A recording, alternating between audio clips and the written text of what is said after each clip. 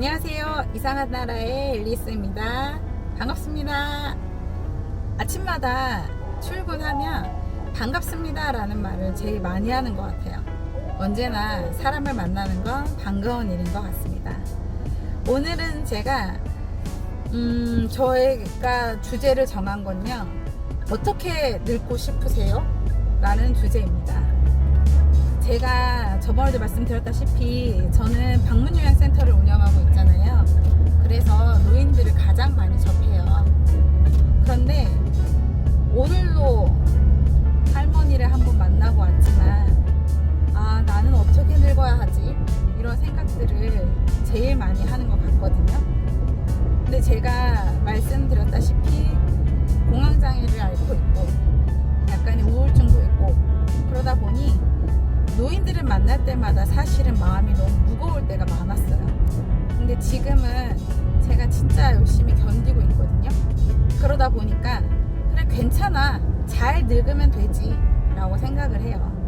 근데 뭐 물론 제 맘대로 되는 건 아니죠. 아픈 것도 내 의지대로 되는 건 아니잖아요. 그런데 우리가 한번 꿈을 꾸어볼 수 있지 않을까? 라는 생각을 해봅니다. 왜 그런 얘기 있잖아요.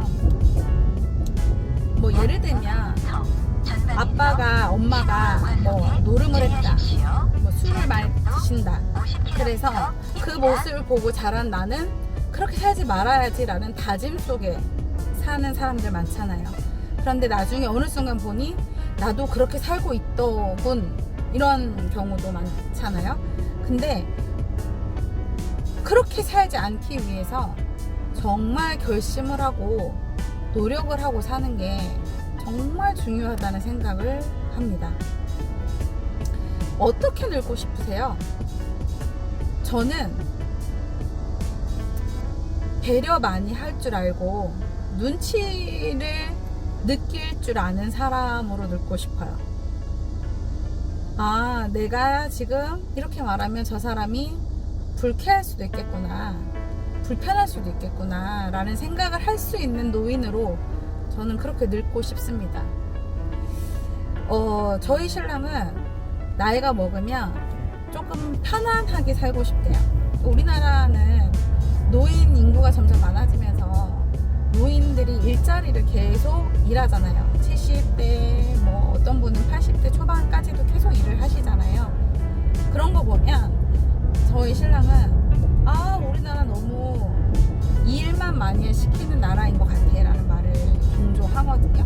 근데 뭐 우리나라 사람들끼리 하는 말은 왜 내가 이 나이에 언젠가 어딘가에 쓸모가 있다라는 건 너무 감사한 일이지, 내가 이 나이에 누가 나를 불러준다는 건 정말 감사한 일이지 라고 이야기를 하잖아요.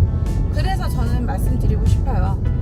그런 거든 저런 거든 자기만의 꿈을 가지고 사셔야 된다라고 저는 말씀드리고 싶거든요. 어떤 꿈들을 가지고 계실까요, 여러분들은? 아까 말씀드린 것처럼 저는 그렇게 생각합니다. 눈치 있게 늙고 싶다. 이게 과연 얼마나 가능할지 모르겠어요. 오늘 저희 사회복지사가 만나는 할머니는 굉장히 부잣집 할머니세요. 그런데 이 더운 여름에 에어컨을 틀지 않고 지내신대요. 할머니도 땀을 뻘뻘 흘리시고 요양보호사도 땀을 뻘뻘 흘리고. 네. 아끼는 것과 그러니까 뭘 아껴야 되고 무엇을 써야 되는지를 구분할 줄 알고 늙어가는 것도 중요한 것 같아요. 그래서 많은 사람들이 연금을 들기도 하고, 그쵸? 뭐 내 노후를 준비를 하고 하잖아요. 그런데 삶이 언제까지 사라지는지, 내가 언제 어떻게 아플지를 모르기 때문에 많은 사람들은 그냥 그렇게 늙어가는 것 같아요. 내가 조금 더 악착같이 하고 살아야 내가 살 뭔가가 있다 라고 생각하며 사는 이유가 그런 이유가 아닐까라는 생각을 해봅니다. 그런데 우리 좀 여유롭게 배려하면서 사는 건 어떨까요? 배려하면서 살면 좀 인생이 좀 풍요로워지지 않을까요? 네. 그래서 할머니 할아버지가 되면 우리 좀 눈치 있고 배려 있는 생활이 몸에 배어 있게끔 그렇게 지내면 좋을 것 같아요. 저는 그거를 강추드립니다.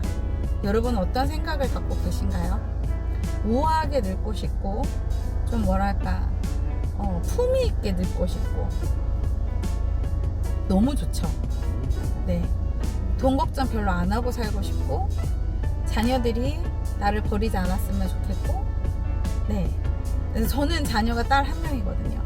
얘한테 늘 미안한 마음이 있어요. 혹시 내가 아프면 우리 자녀가 여러 명이면 멘분에 할 수 있잖아요. 근데 딸이 하나밖에 없으니까 얘 혼자 짊어져야 될 그 짐이 상당히 무겁게 느껴지진 않을까? 그런 생각들을 할 때가 저는 좀 있어요. 그래서 늘 조심하며 살아요. 안 다쳐야지, 조심해야지. 네. 그렇지만 또 한편으로는 저희 딸에게 가르칩니다. 엄마가 이럴 땐 너가 이렇게 해주는 거야. 제가 아무래도 공황장애가 있으니까 몸이 막 붓거나 이럴 때가 있거든요. 그러면 약을 들고 와서 먹여주는 거야. 이렇게 얘기를 해요. 그래서 저희 딸은 늘상 준비가 되어 있고 저를 관찰하기도 하는데요.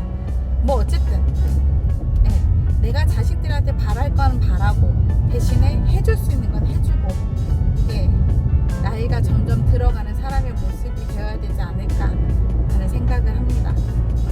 제가 노인 관련 일을 많이 하면서 진짜 행복하게 늙어가는 어르신도 많이 계시고 제가 볼 때는 불행해 보이는 가정도 있습니다.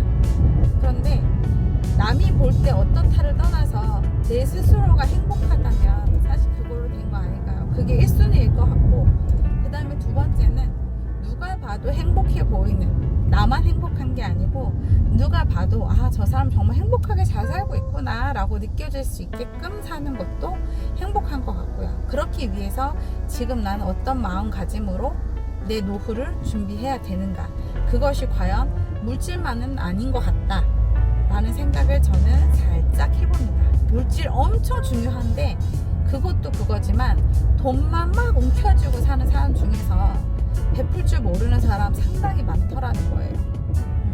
근데 그 베품이라는 것이 아까도 제가 말씀드렸지만 더울 때 에어컨 틀어주는 거라든가 추울 때 난로 틀어주는 난방 살짝 틀어주는 거, 훈훈하게 온기를 맞추는 거, 서로 남을 위해 뭐 하나 쓰는 거, 그런 거, 그런 게 우리가 해야 되고 앞으로 그런 것들이 있는 게 사람 사는 거 아닐까요? 저는 그렇게 생각하거든요. 네, 동의하십니까?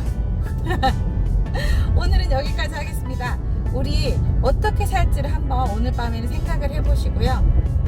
그리고 나의 노후를 잘 준비할 수 있도록 그렇게 노력해봐요. 다음에 또 어떤 주제로 대화를 나누면 좋을지 제가 준비하고 또 한번